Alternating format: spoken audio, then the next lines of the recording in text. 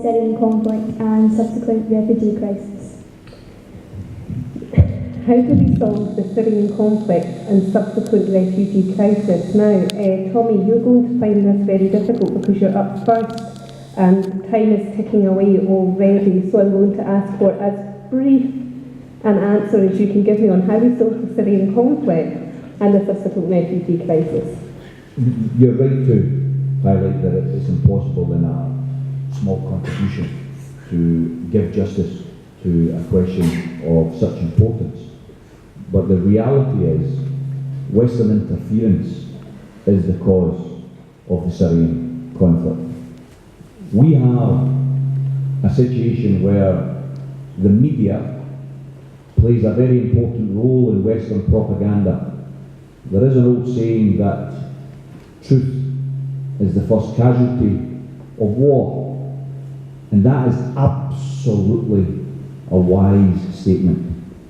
We have a situation in a place like Aleppo where you have effectively a group of individuals who the West refer to as rebels bombing communities and assaulting innocent civilians who happen to, according to the most reputable polls that are available, support the Assad government.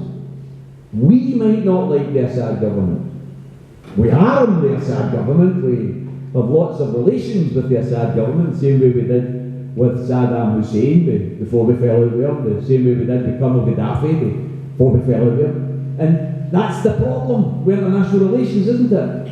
It's riven with rank, stinking hypocrisy.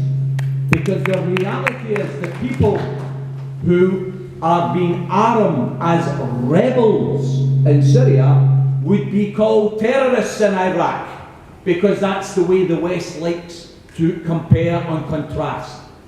They label individuals not according to any principle, but according to Western interests. So from my point of view, the solution in Syria is to get the hell out of Syria and to stop interfering in other countries' affairs. And for those in the Westminster Parliament who wanted to bomb Syria, some of them ought to be the ones that volunteer to go and live in these communities that have been bombed. We bomb communities and then we wonder why people turn into suicide bombers, because they've lost their families. They've lost their families by being bombed by these international countries. We wonder why they become refugees, because they're trying to escape the horror of being bombed. So from my point of view, I think we have to get out of Syria, we have to get out of Libya, we have to get out of Iraq, we have to get out of Afghanistan, stop interfering, and perhaps while we're at it, give the Palestinian people what they deserve, and that's their own nation.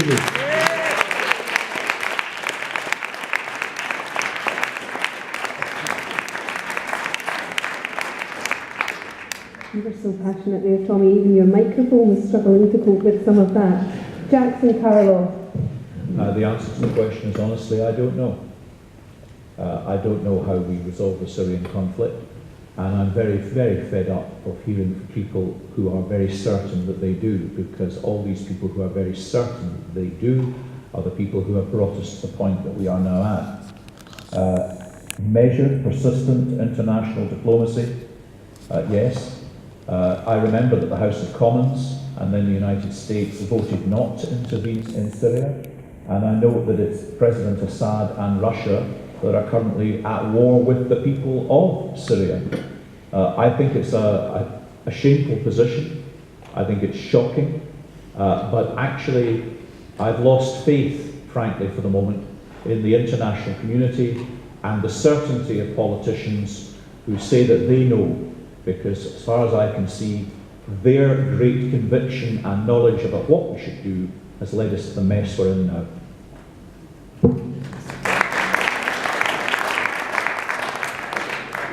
Kirsty. I don't really know either, but I'm applying to study international relations. I might be able to give you a better answer in 4 years' time. I think we can all see that airstrikes are affecting, above everyone else, civilians. The last hospital in Aleppo has just been destroyed. People are going underground, and yet bunker bombs are now being used, so underground orphanages, underground hospitals are being destroyed. A no-fly zone is impractical because that requires UN or American jets to patrol the skies above Syria and risk clashes with Russian jets, which could kick off something far worse than the situation we have already. But what we do need to do is sit down at the table with Russia, who clearly have influence over Assad, who are playing their role in the Syrian conflict as we are and as America are, and work out how best we can protect civilians, because frankly all sides are equally bad in this conflict. What we can do though is help the refugee crisis. We clearly haven't played our share so far. We've accepted 187 Syrian refugees. That's pathetic. We promised to let in 20,000 by 2020, but the Home Affairs Select Committee is already saying we're not going to hit that target.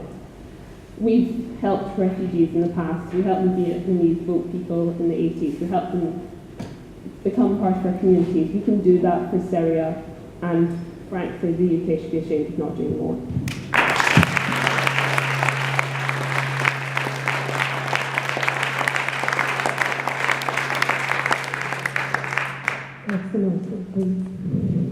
Thank you. It's a terrible situation, and it's hugely complicated. It's not something that I could ever support. It's absolutely, I think, imperative though, that contrary to Jackson's point where he said that he said that politicians, they this and they that. We are politicians. We do need to take responsibility in these situations. It's every job to decide what's right and what's wrong. And, well, as I said, I certainly didn't support that. So it is a mess. It's a mess. And now we need to deal with this mess. There were 13 countries, I think, at last count, bombing Syria. That is a devastating situation. The people that are there are suffering hell on earth. There are children, women, completely innocent people being killed every day with no end in sight. So our role really should be focusing everything that we can on trying to get people round the table to support some kind of sustainable peace initiative. And I think that we do, as Tommy said, actually need to have much more scrutiny in terms of arms and in terms of more non-direct military issues as well.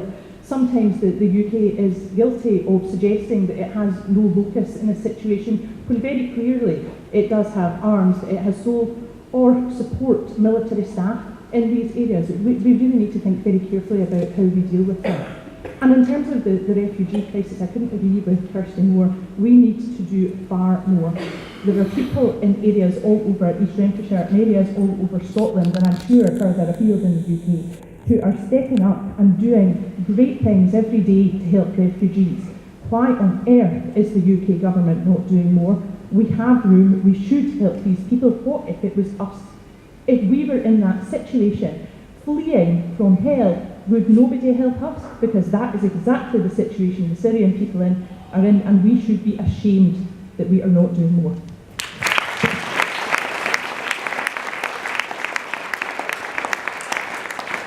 And finally, Neil Bibby. Yeah, I agree with a lot that's been said. There's obviously very complex issues in Syria, and there are no easy solutions. Lives are being lost. Some of the scenes we see on the televisions are truly horrific. It's clear the answer to bloodshed isn't more bloodshed, and we need to try and find, if possible, a political and diplomatic solution to the problems that are being faced there. But it is a very complex issue, and I don't pretend to have any of the answers of how we solve it. But in terms of the refugee crisis, it is clear, and I would absolutely agree with what Kirsty has said about the need for a greater response to that refugee crisis. We need to make sure that we get aid onto the ground, aid to the refugee camps, to try and help people in those situations. But we also need to take much more seriously our responsibilities, and I know there's been good work done by East Renfrewshire Council, and I know Renfrewshire Council nearby as well is taking on a significant number of Syrian refugees, but we can and should do more. Also think, in addition to that, it's also important because you see some of the scenes at camps in Calais and others that other EU countries need to actually step up and take their responsibility seriously as well. There's been a lot of countries that are quite happy to see refugees go through to try and get to the United Kingdom or Germany, but aren't taking Germany have actually been quite good in terms of taking on refugees, but there's a lot of other EU countries that could be doing more as well, and I think we all need to be doing what we can to support people who need it. I can imagine if it was any of our families were in that situation, we would be looking for help, and it's absolutely right that we and other countries step up to the plate on that.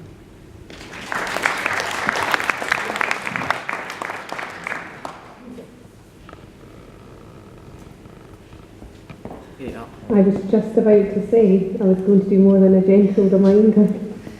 It was just that question had two parts to it, and Jackson, your party's in government in Westminster, you didn't address the refugee part of the question. Would you mind?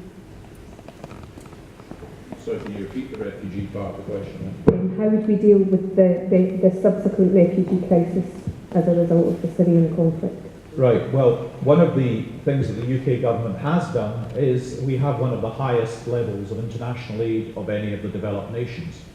And I think that's a good thing. My concern is that we need to be able to nation build back Syria as a country. And that is why I talked earlier about measured, persistent international diplomacy. Because an ultimate solution is not that the whole population of Syria leaves Syria and become economic or refugees across the rest of the world. That's not sustainable. I think that the refugees that we do take, it's very important that we take them from the source point. I'm very concerned about the number of people who have actually been exploited by international people traffickers and who have been dying on the beaches and seas, being transported across, having invested a huge amount of hope in people who were never ever going to do anything other than exploit them. And so the most important thing to me is that we take people from the source point who we think we can offer the most assistance to. And I think that has to be part of an international community. It's not the responsibility of the United Kingdom alone. But ultimately, it can't all just be about showboating tactics. We have to be prepared in the long run to invest in the rebuilding of Syria. And to get to that point, we first have to end the conflict. And that's the bit that I'm afraid I just don't see. Despite what Kirsten says, I accept the responsibility that we all have. The problem so far is that politicians who have sought to bring about that end to the conflict there, in order that any nation can be rebuilt, have so far singularly failed. But we need the people, the talented people of Syria to be there to rebuild that country at the other side of this conflict. So it's not just about identifying where we put and where we take refugees. I've got no difficulty actually, as an individual, in bringing a fair share of our refugees into this country. Do I think we've stepped up to our fair share? Not particularly. And we've said that as a party in Scotland, we think we could take more.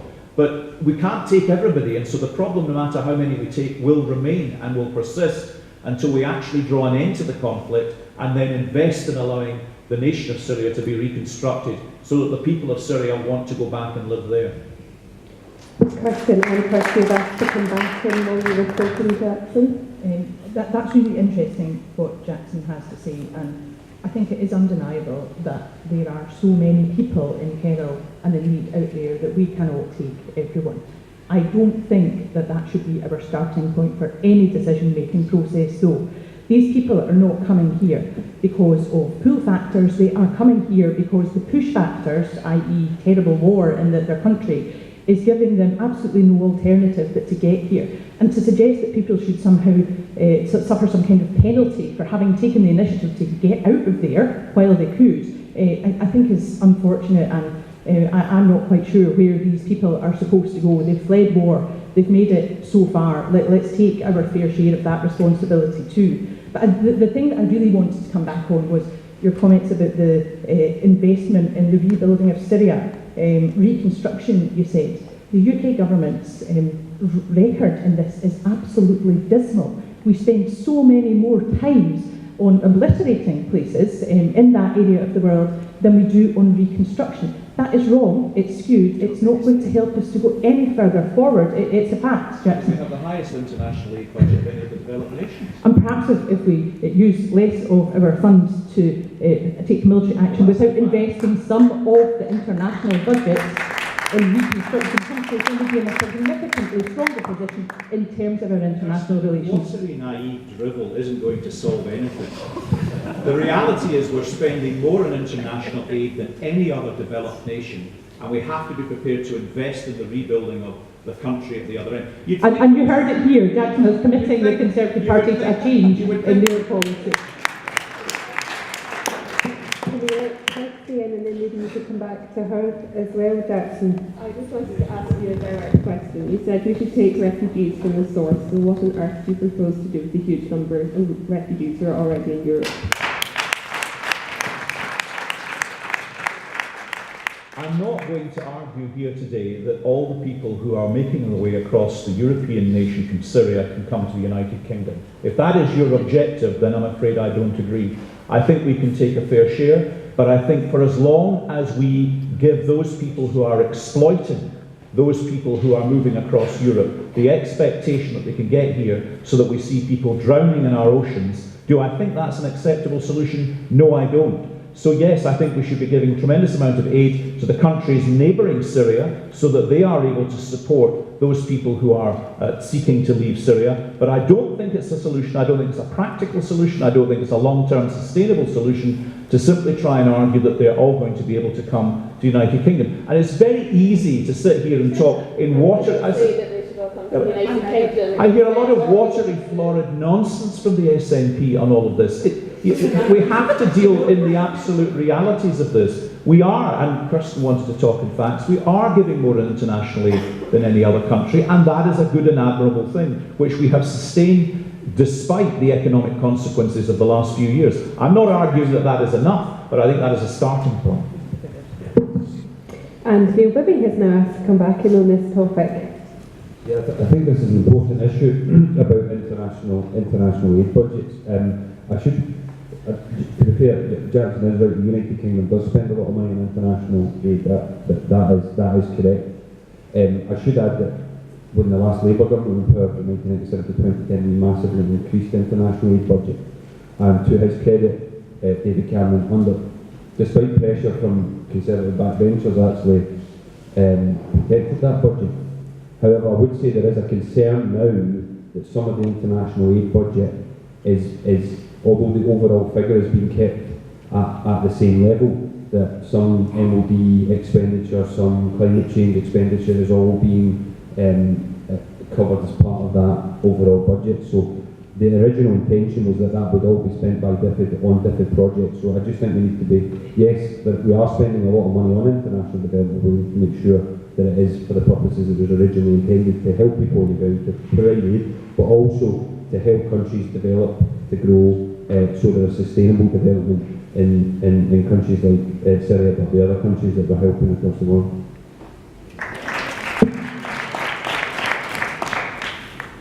I thought it was interesting with Jackson Carlisle then accusing other people of talking drivel in terms of this, and it horrors me that I'm starting with the SNP on this one. But to say that there is the biggest international aid budget, it's in a very poor league, because international aid numbers across the Western countries is appalling, whereas spend on armament is very high. So to say that we're the best at a very low level is not giving us much acclaim. It is not drivel, Jackson Carlisle, it's a fact. We need to do more. And before we return to panelists, there was one other contribution from one of the audience. Why, in a very rich country, families with 2 working parents just about managing? We'll come on to, we have a social issues question coming up towards the end, so what we'll do is we'll include that within that, if we can just stay on topic for just now. Our next question comes from Rachel McGrory. Will closing the attainment gap have a damaging effect in Scotland's top performing schools? I'm going to remind myself that I'm chairing and not a panel member on this question then. Will closing the attainment gap have a damaging effect on Scotland's top performing schools? Jackson Carlisle, please.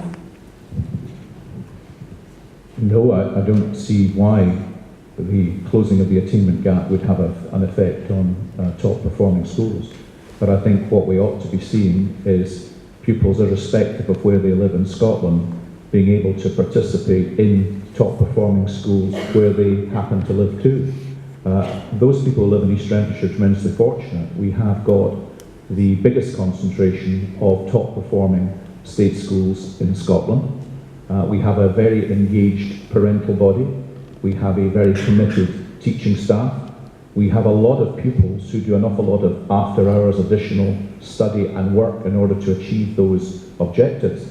But we have to recognise that for far too long, where you live and the circumstances of where you live have a wholly prejudicial effect on your education and your future opportunities. And actually it starts before you go to school, because if we were able to invest far more to reduce health inequalities and to ensure that we had a preventative agenda, many of the difficulties which prejudice people when they get to school have already been established in their early years. So we need to invest more in reducing health inequality. We need to invest more in seeking to have a preventative agenda for young people so that when they get into school, they have the opportunity to close the attainment gap. Now, all of the political parties in the Scottish Parliament have been arguing for and supporting initiatives to ensure that the attainment gap is closed. It means a whole raft of different ideas. To be fair, the First Minister has responded to suggestions from all different sides of the Scottish Parliament in embracing the policy that she is pursuing to secure the attainment gap. But I mean, this comes after quite a long period of the current government being in office and not achieving anything significant whatsoever in terms of reducing the attainment gap. So what we now have is an identified need.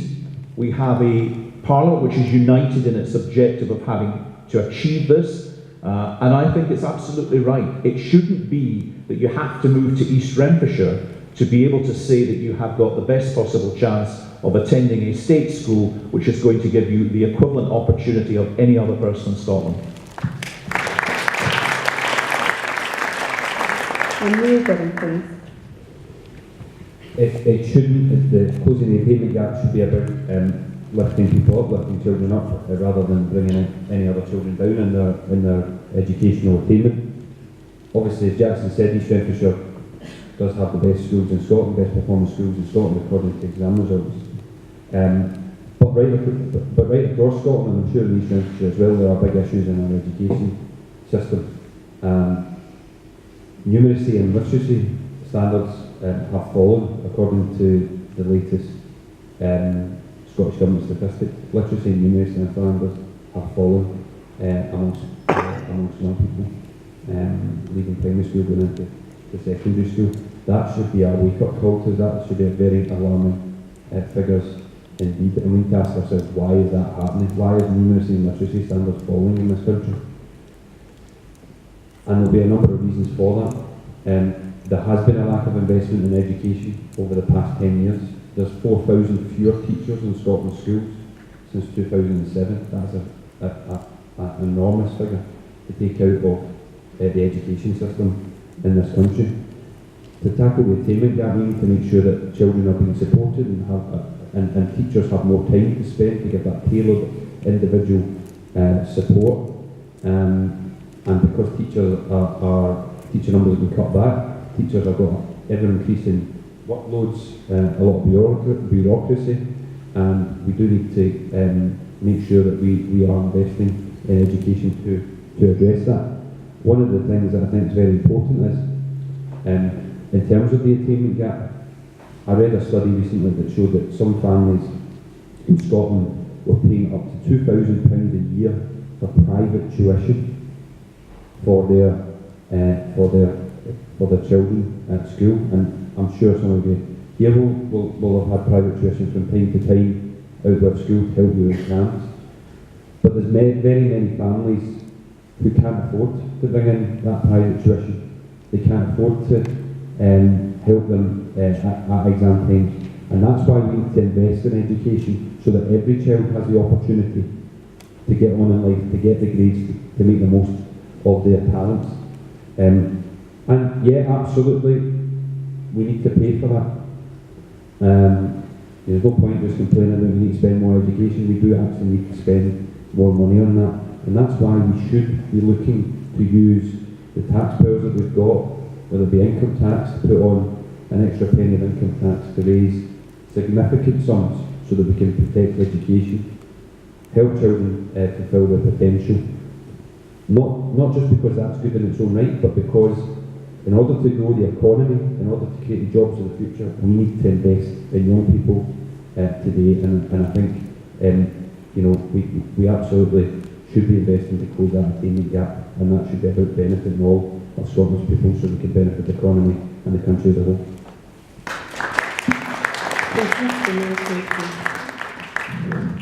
I think it's a really interesting question. I think it goes to the heart of what our priorities are, and it's really interesting for me particularly. I came into politics a year and a half ago from working in education, and I've seen at first hand the really powerful impact that education can have on the lives of young people.